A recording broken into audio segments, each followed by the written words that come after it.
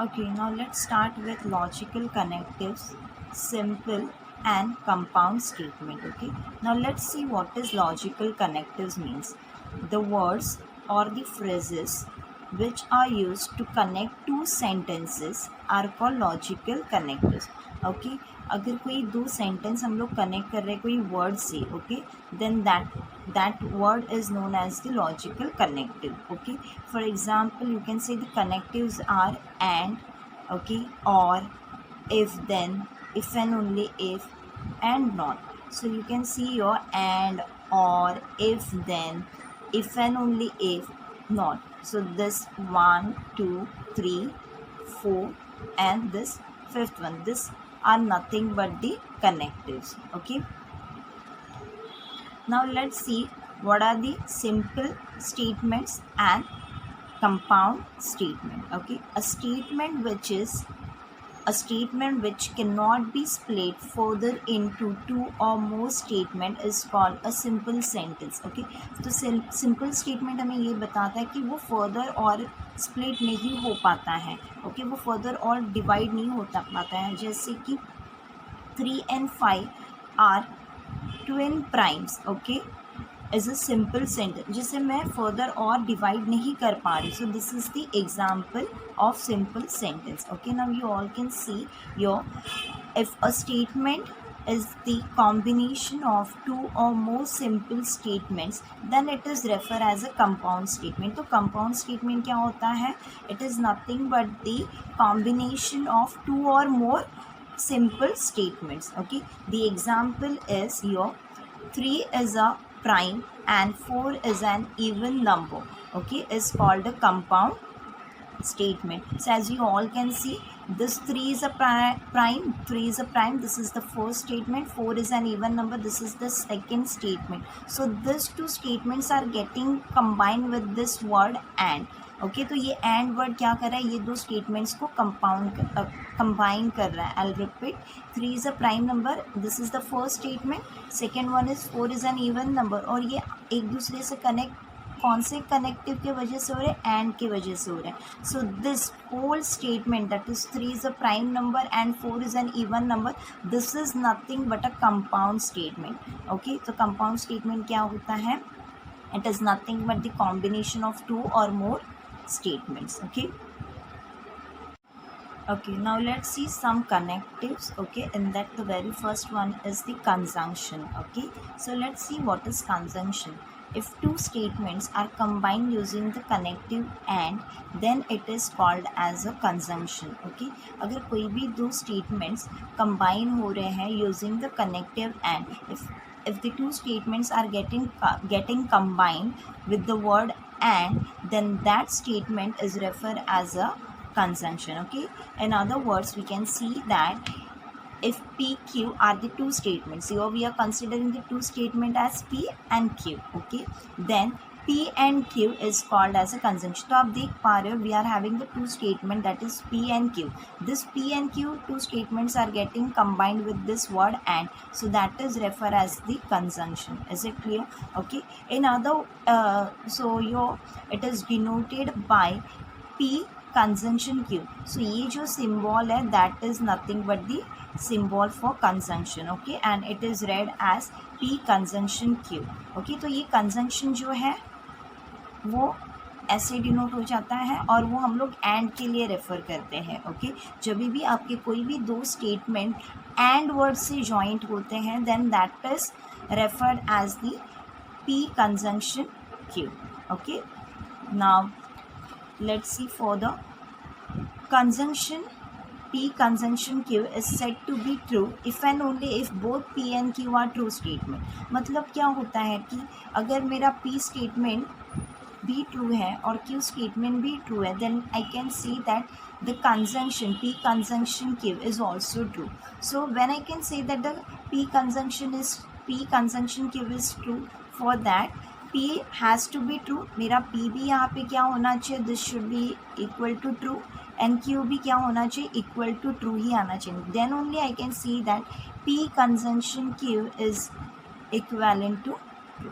Okay, is it clear? तो conjunction के लिए आपके दोनों भी स्टेटमेंट ट्रू में होना चाहिए, तो ही उसका जो कंजंक्शन रहेगा वो ट्रू होगा। Okay, now let's see the truth table for conjunction. So this is the how the truth table look. Okay, तो ट्रूथ टेबल ये होता है, हमारे पास कितने स्टेटमेंट है? We are having the two statement. The very first one is P, second statement is Q, correct? The first one is P statement, second one is Q, और ये हम लोग का रिजल्टेंट है। रिजल्टेंट मतलब we are talking about the conjunction.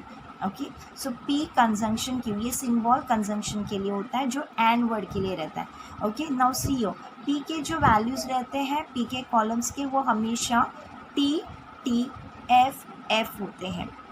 Okay, सो ये truth values है, बराबर है। तो ये जो है वो ट्रूथ वैल्यू है।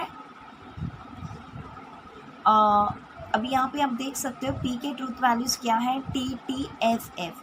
क्यू के ट्रूथ वैल्यूज क्या है? T F T F. तो ये हमेशा कांस्टेंट रहेंगे, तो हमें याद ही रखना होता है कि पी में जो ट्रूथ वैल्यूज होते हैं वो हमेशा फर्स्ट दो टी टी रहेंगे और लास्ट दो एफ एफ रहेंगे। वेरएस क्यू की जो ट्रूथ वैल्यूज रहेंगे वो हमेशा पहला टी रहेगा, दूसरा एफ रहेगा, वापस टी रहेगा एफ। तो ये ऑल्टरनेट वेज में, लेकिन स्टार्ट टी से ही करना होता है हमें। Okay, now you can see that T conjunction T, because ये रिजल्टेंट क्या बता रहा है? पी कंजंक्शन क्यू, मतलब T conjunction T, then your answer is T, यानी resultant is T.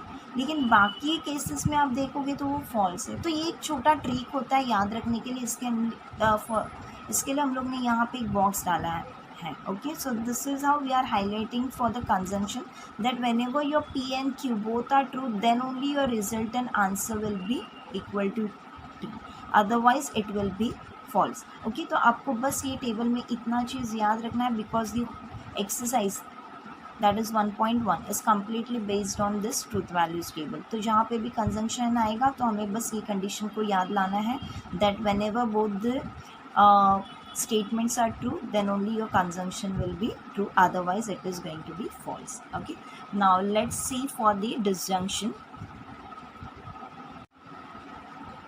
Okay, now you all can see this is disjunction। If the two statements are combined by using the logical connective or, तो disjunction में क्या होता है? कौन सा connective use में होता है? स्टेटमेंट में और, then it is called as a disjunction। तो आपको याद रखना है कभी भी दो स्टेटमेंट और की वजह से अगर और वर्ड की वजह से अगर कनेक्ट हो रहे हैं, then that is refer as a disjunction। Okay, so यहाँ पे देखिए in other word if P Q are the two statement, again हम लोग यहाँ पे जो दो स्टेटमेंट्स ले रहे हैं वो पी एंड क्यू ले रहे हैं।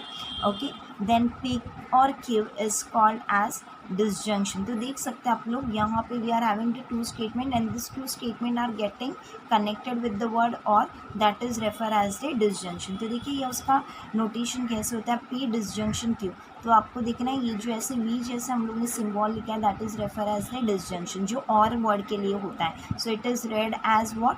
पी और क्यू, ऐसे भी बोल सकते हैं, या either way you can see P disjunction Q. तो हमें पता है ये जो डिसजंक्शन और वर्ड के लिए होता है, कंजंक्शन के लिए एंड होता है। ओके, ये सिंबल जो है वो हम लोग का डिसजंक्शन के लिए और कंजंक्शन के लिए आपको सबको पता है ये सिंबल होता है ऐसे, दिस वन।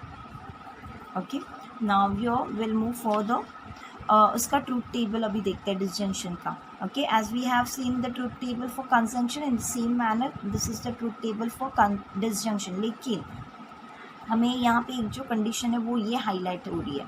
तो पहले हम लोग टेबल देखते हैं। So, we are having the 3 columns because ये दो जो है वो स्टेटमेंट्स ऑकर करते हैं। तो पहला स्टेटमेंट है पी का, सेकेंड स्टेटमेंट है क्यू का, और फिर उसका resultant column that is we are talking about disjunction. तो P disjunction Q, this is the notation for disjunction, correct. अब पी के जो ट्रूथ वैल्यूज होते हैं वो हमें पता है कि पहले दो टी टी रहेंगे, लास्ट दो एफ एफ रहेंगे। क्यू के जो ट्रूथ वैल्यूज होते हैं वो हमेशा पहला टी से स्टार्ट होता है, फिर F, then again T, then again F. So this will be in an alternate form. Okay, now अभी यहाँ पे हम लोग जाते हैं resultant column that is disjunction का। तो आप देख सकते हो यहाँ पे कि जब भी आपका दोनों भी स्टेटमेंट फॉल्स होते हैं, यानी पी स्टेटमेंट भी फॉल्स है, क्यू स्टेटमेंट भी फॉल्स है, then your resultant is also false. Is it clear? Okay, so you need to remember only this one condition for disjunction. Whenever your both the statement are in false form now, then only your final answer, or you can say the resultant part, will be false. Rest it will be true true true. Okay तो अगर दोनों true है तो भी true होगा, एक true है एक फॉल्स है तो भी ट्रू होगा, एक फॉल्स है एक ट्रू है तो भी ट्रू होगा. पर कंडीशन यहाँ पे हाईलाइट ये हो रही है कि for disjunction your both statement have to be in a false form, तो ये आपका रिजल्टेंट फॉल्स होता है. ओके सो हम लोग ने अभी देखा यहाँ पे कि जो हम लोग का कंजंक्शन था, बराबर है, कंजंक्शन ये किसके लिए था, फॉर द वर्ड एंड, बराबर है, एंड से दो स्टेटमेंट्स कनेक्ट होते थे. ओके और उसके लिए जो हम लोग का सिंबल था वो कुछ ऐसे था, तो वो रिप्रेजेंट, अगर दो स्टेटमेंट्स है तो वो रिप्रेजेंट ऐसे करते थे. ओके और इसके लिए जो कंडीशन थी वो ये थी कि आपके यहाँ पे दोनों स्टेटमेंट क्या होना चाहिए, दोनों भी आपके टीटी होना चाहिए, तो ये आपका रिजल्टेंट क्या होगा, ट्रू होगा. Okay otherwise this is going to get false. Okay ये तो फर्स्ट हम लोग का हो गया. अब हम लोग सेकेंड देखा अभी यहाँ पे, that is the disjunction. Correct. तो for disjunction we make the use of disjunction for the word or. Okay तो और के लिए हमें पता है, अगर मेरे पास दो स्टेटमेंट्स है पी एंड क्यू और वो दोनों भी और से कनेक्टेड हो रहा है, तो ये नोटेशन होता है डिसजंक्शन का. और इसका कंडीशन क्या होता है कि दोनों भी आपकी स्टेटमेंट क्या होनी चाहिए, फॉल्स होनी चाहिए, तो ये आपका resultant part will be false. Okay तो यही अभी हम लोग ने ये दो देखा. अभी आगे नेक्स्ट देखते हैं हम लोग. Okay so see your the disjunction P disjunction Q is false if and only if your both P and Q are false. तो हमें पता है डिसजंक्शन कब ये फॉल्स होगा, मतलब रिजल्टेंट पार्ट कब फॉल्स होगा, आपके दोनों भी स्टेटमेंट क्या होनी चाहिए, फॉल्स होनी चाहिए. Okay okay now will start with the third connective, that is conditional, जिसे हम लोग इम्प्लीकेशन भी बोलते हैं. Okay so conditional is also known as implication. So if the two statements are combined using the connective if then, अगर आपका कोई भी दो स्टेटमेंट if then से कनेक्ट हो रहे हैं, then it is called as the conditional or implication. Okay so देखते हैं यहाँ पे, in other words P and Q are the two statements, then if P then Q. देखो ना, तो यहाँ पे मेरे पास दो स्टेटमेंट P and Q है, लेकिन वो कौन से कनेक्टिव से कनेक्ट हो रहे हैं, if and then, बराबर है, if P then Q. सो यहाँ पे इफ़ देन कनेक्टिव में आ रहा है, तो उसे हम लोग क्या बोलते हैं, कंडीशनल, या फिर उसे ही हम लोग क्या बोलते हैं, इम्प्लीकेशन. करेक्ट. नाउ उसका जो नोटेशन होता है ये ऐसे एरो से होता है. Okay so this is the notation for conditional implication, you can say, या फिर ऐसे भी किया जाता है. Okay and it is read as P implies Q और if P then Q. Is it clear. तो आप सबको पता है कि कंडीशनल के लिए जो नोटेशन यूज़ में है वो ये है, या फिर आप ऐसे भी लिख सकते हो उसे दूसरे वे से, in this form also. Okay और ये किसके लिए होता है, इफ़ देन के लिए होता है. Is it clear. Next one is, यहाँ पे आप देख सकते हो ट्रूथ टेबल है इसका. तो ट्रूथ टेबल देखिए इम्प्लीकेशन का कैसे होता है. अगेन P स्टेटमेंट का कॉलम आएगा, Q स्टेटमेंट का कॉलम आएगा, and then your resultant column that is P implies Q. तो देखिए P के ट्रूथ वैल्यूज़ हमें पता है, ये कॉलम के T T F F होते हैं, Q के रहेंगे हमेशा T से स्टार्ट होकर ऑल्टरनेट फॉर्म में जाना है, that is P F P F P F. और ये इम्प्लाइज का कॉलम है, यानी रिजल्टेंट कॉलम है, जिसे हम लोग इम्प्लाइज भी बोलते हैं यहाँ पे ये सिम्बॉल को. सो उसमें कंडीशन आपको बस इतनी याद रखनी कि पहला स्टेटमेंट हमेशा ट्रू होना चाहिए. Your first statement has to be in a true form and second statement should be in a false form. अगर पहला ट्रू में है दूसरा फॉल्स में, then your resultant is false, rest time it is going to be true only. Okay तो आपको बस यही एक कंडीशन याद रखो कि पहला ट्रू दूसरा फॉल्स, तो ये आपका आंसर फॉल्स, बाकी कुछ भी होने दो, आप ट्रू ट्रू ट्रू लिखते जाइए वहाँ पे.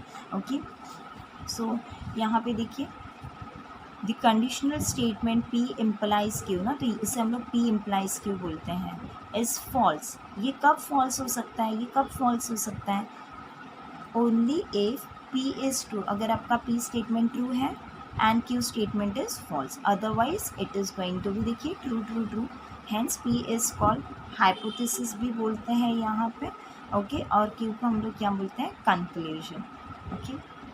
सो अभी हम लोग ने यहाँ पे देखा कि कंडीशनल के लिए एंड वर्ड के लिए हम लोग सॉरी कंजंक्शन के लिए we make use of word and, उसका नोटेशन कुछ ऐसे होता है और इसका कंडीशन ये होता है कि पहला स्टेटमेंट ट्रू होना चाहिए, दूसरा स्टेटमेंट ट्रू होना चाहिए, then the resultant of this T conjunction T will be T.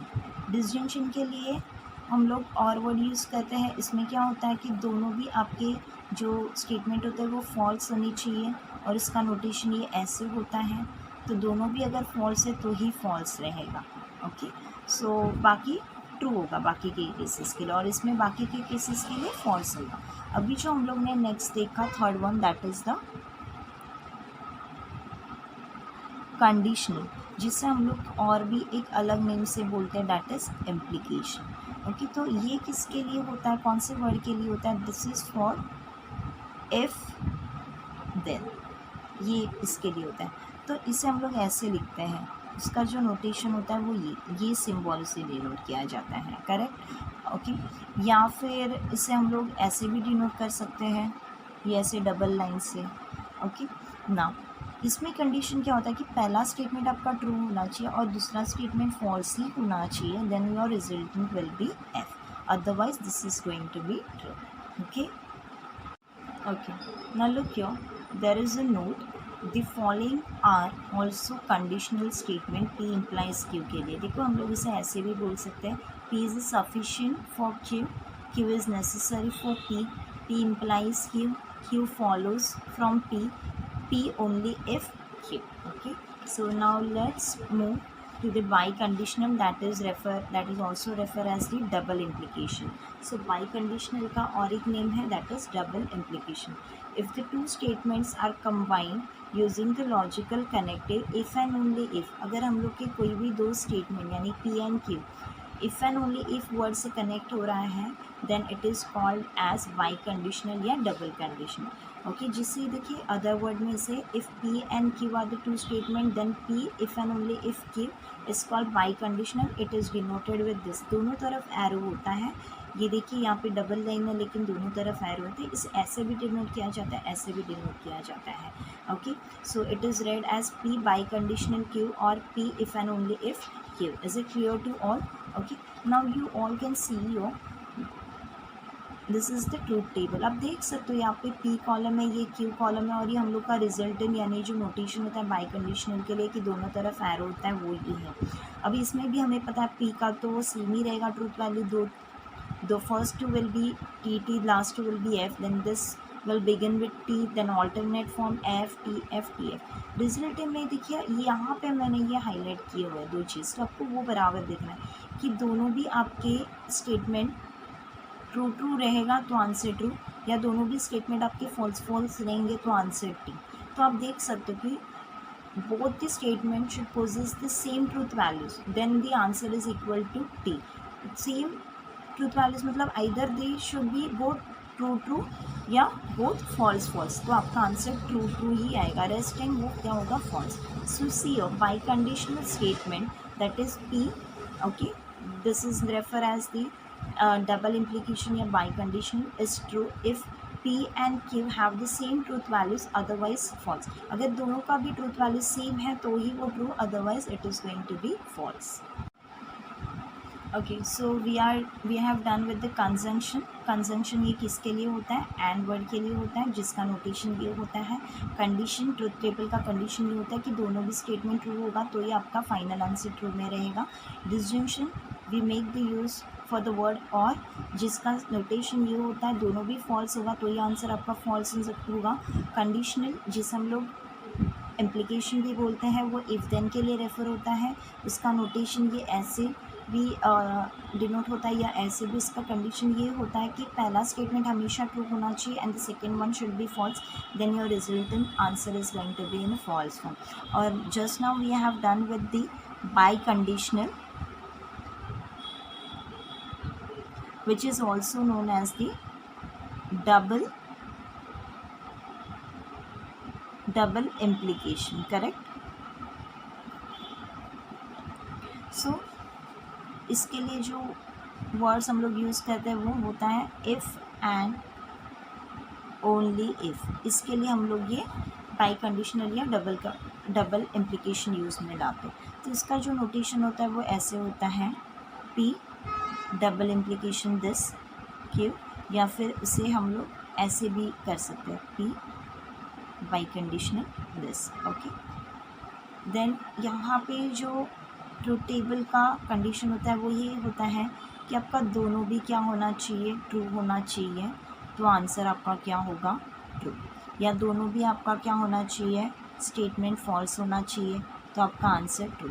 So both should possess the same truth values T T, तो T F F to T. Is it clear? So now let's see the next part, that is the negation of a statement. For any given statement P, there is another statement which is defined to be true when P is false, okay, and false when P is true. It's called the negation of P and it is denoted with this. So negation का जो notation होता है वो ऐसे होता है, okay. See negation of a statement. For any given statement, negation of a statement, for any given statement P, there is another statement which is defined to be true when P is false and false when P is true, is called the negation P and it is denoted with this. तो negation P का जो negation होता है वो ऐसे denote होता है, जैसे कि आप यहाँ पे देख सकते हो, ये ट्रूथ टेबल है।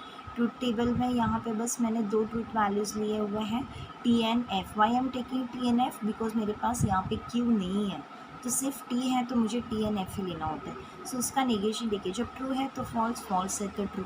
Is it clear? See your we are just writing the two values of P just because your we are having only one statement that is P, तो क्यू है ही नहीं, तो मैं यहाँ पे बस दो ही वैल्यूज़ लूँगी, ट्रू एंड फॉल्स। तो अगर मेरा ओरिजिनल स्टेटमेंट ट्रू है तो उसका नेगेशन विल बी फॉल्स, अगर मेरा ओरिजिनल स्टेटमेंट फॉल्स है तो उसका negation will be not true.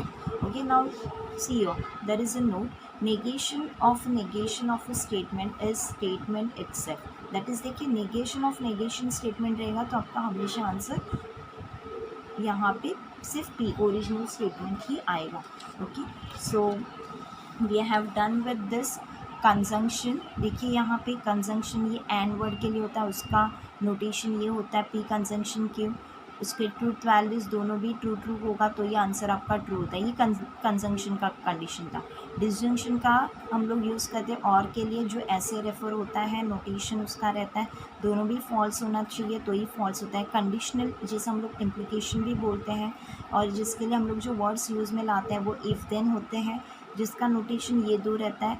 Okay, first true होना चाहिए, दूसरा फॉल्स, तो final answer is going to be in a false form.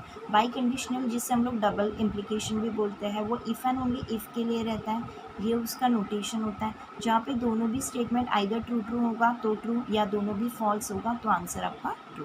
तो अभी जो हम लोग ने लास्ट किया है fifth connective is that negation. तो अभी हम लोग ने देखा नेगेशन कैसे डिनोट होता है। नेगेशन ये और वर्ड के लिए होता है और उसका नोटेशन कुछ ऐसे होता है, बराबर है ना, यानी कि पी जो है यहाँ पे, ओके, सो वो अगर मेरा पी स्टेटमेंट है तो उसका नेगेशन विल बी दिस, ये नोटेशन होता है उसका, करेक्ट, दिस। अगर ये ट्रू है तो ये क्या बनेगा, फॉल्स बनेगा, अगर ये फॉल्स है तो ये क्या बनेगा, ट्रू बनेगा। Okay, so up till now we have done with this all 5 connectives. Okay.